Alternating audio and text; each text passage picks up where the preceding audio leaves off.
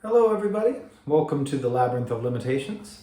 This is a little labyrinth and we are looking at the beautiful song by Barry Harris called That Secret Place.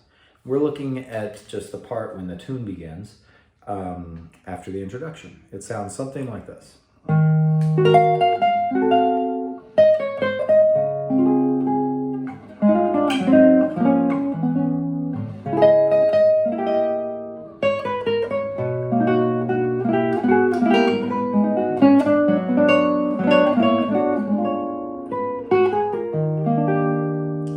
So what that is it's 2, 5, resolving to D flat major, with the 6 on the 5 on top in the sound. And then it goes 2, turns that into D flat minor, to resolving to B major. And then it goes, turns that into B minor, and then, but this 5 is reinterpreted, so to speak, as the tritone of B flat, so that we resolve to E flat. Now, I'll look at that last bit because it's in a nice little range, and what we are doing is looking at this as an opportunity to do oblique motion moves, which remember is where one voice stays in the same place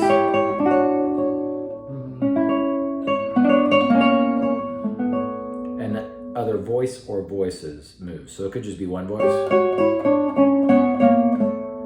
okay, or it could be multiple voices. We're going to do multiple voices, of course, and because that'll be fun and worth talking about.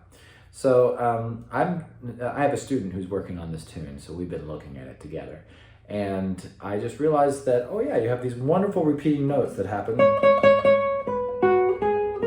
And that's a great opportunity anytime the melody has repeating notes. That's a great opportunity to explore oblique motion for some really beautiful results. I'm going to talk about this type of thing more in Labyrinth episodes, is like opportunities that arise from the melodic line. I'm going to try to emphasize that because there's a bunch of stuff to talk about there. But we'll see, because there's lots of things to talk about. So I'm looking here. So it goes... And this is octatonic, what I'm doing. I'm hearing a lot of octatonic and there are a lot of diminished chords. So this is the diminished chord that expresses, in this case, B flat 7, which then resolves to E flat. So this is, I take B flat and I move the B flat up and it becomes a diminished chord, of course. And then the octatonic is taking the 4 dominants that are related to that diminished chord, taking the roots of those and forming another diminished chord out of it and putting them together and making the octatonic scale. So, right?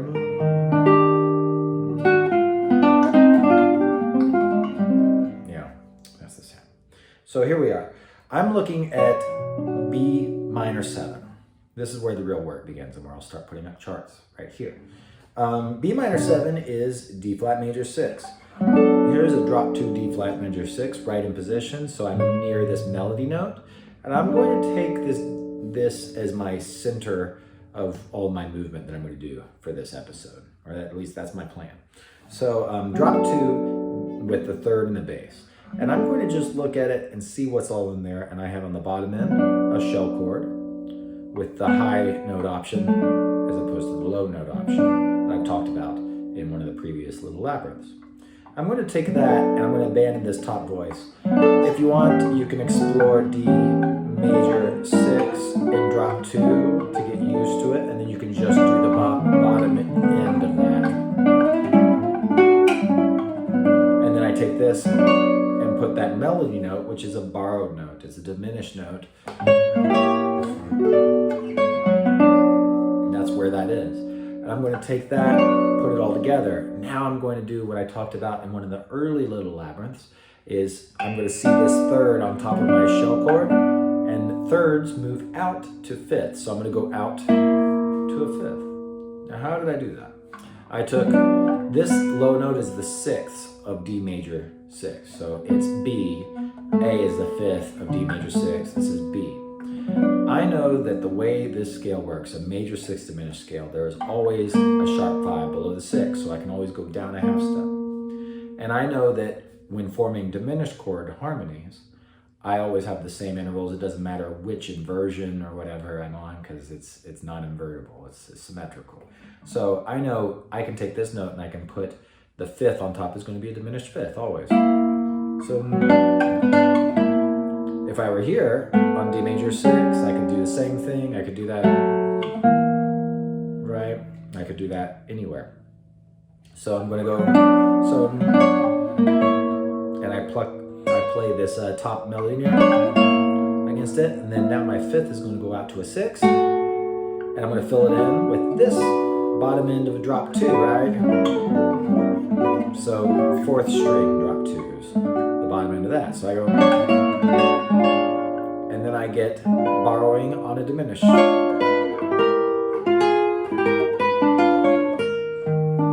Right, that's the idea. So I go, and I play the melody. Okay, so that's one option. I just took the bottom end of this drop 2. Let's take the top end. So this is, and then maybe I'll do something different. I'll go, so this is going to a shell chord underneath, but actually that just forms a nice drop 2 diminished. So I go, and then I'm going to go down to that same concept, but with the diminished note on top. Whoops.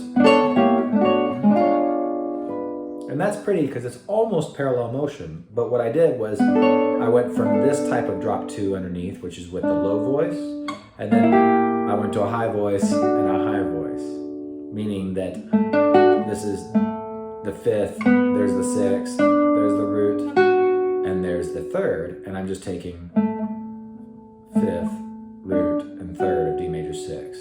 So sorry, there's a beautiful bird out my window that said hi. So now I have,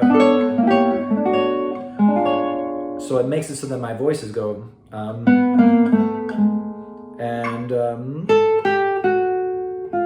but then,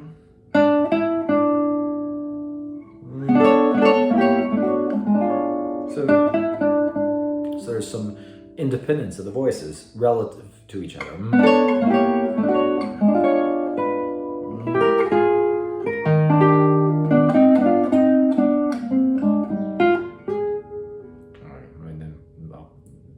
Stop there. So then now, that was 2 options. Now I took the bottom end of the drop 2, I took the top end of the drop 2. Now what about if I take the bottom, I skip the 4th string, I take the 3rd string and the 2nd string, put that together, and maybe I'll just do the same move out of that I just did. So what happens there is this still goes, and this still goes, but this goes like that. So that's really dramatic, like a cello line, right? So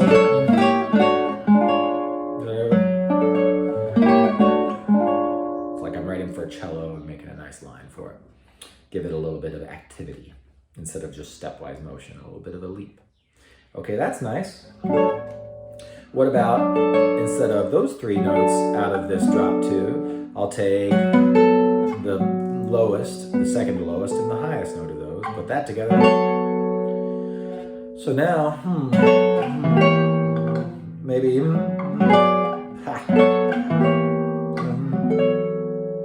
could do that. What about, so what am I thinking when I'm doing this? I'm taking this, and I'm just imagining drop 2 goes up to drop 2, drop 2. I mean, I guess that's kind of how I'm imagining it. That's how you could imagine it. Let's say that. So just kind of get your mind around it, you know? So that's drop 2, drop 2, drop 2, but then I'm just going to play the string 5, 4, and 2 of that. You can even hold down the full chord if you want. Whoops. But just don't play. Whoops. There it is. And then, but you know, I just so then I'm going to put, whoops. So you can do it however it works for you, but there's, whoops. There it is. And then watch this. This is the diminished with this note on top. And so all I had to do is, because That's all I'm playing. If I were playing a full drop 2, 2 notes would change, but instead it's just like that. So it's right. That's really pretty. What if I start on this one and go backwards? So, and then that's a great one. So what that is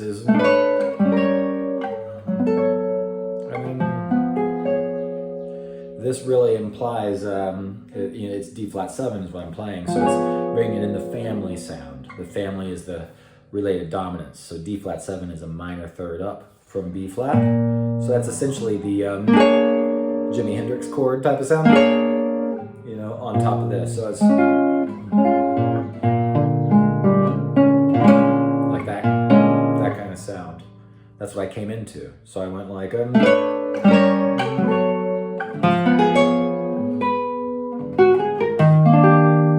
really pretty sound. And this isn't even exhaustive, and this is just from this one area.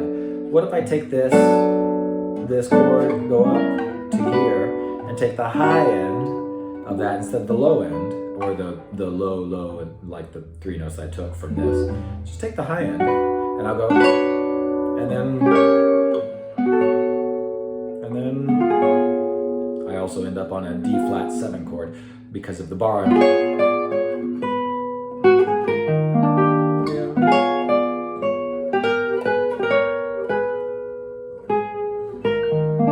Pretty sounds in the octatonic, but this isn't. It's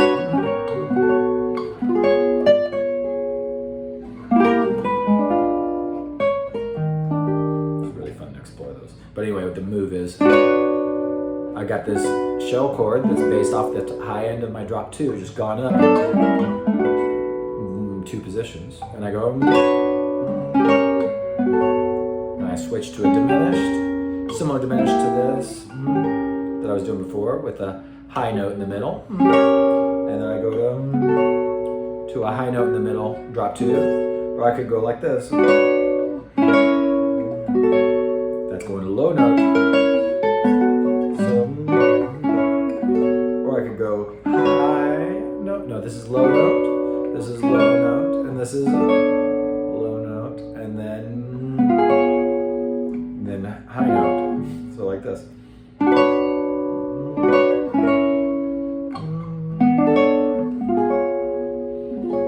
These are really pretty.